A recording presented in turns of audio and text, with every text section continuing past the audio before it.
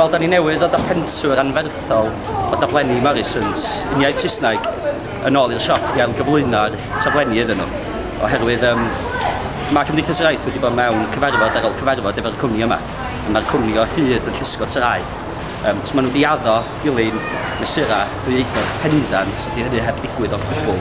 Wedyn mi oedd criw o aelodau'r rhanbarth Gwynedd Môn heddiw yn penderfynu bod sy'n bwysig gweithredu yn uniongyrchol yn erbyn y cwmni hyn, erbyn hyn.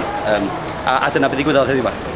Achos ni wedi, wel, dim yn unig ni wedi llythyru a heb gael atebion digon da, ond ni wedi bod ma yn peint o sloganau, rhoi sicr i lan, so ni wedi gweld dim gwellent o gwbl yr holl addewidion. So hwn yw fel pen llan o'r ymgyrch nawr, cyn bod ni'n symud mlaen at cwmnïau eraill.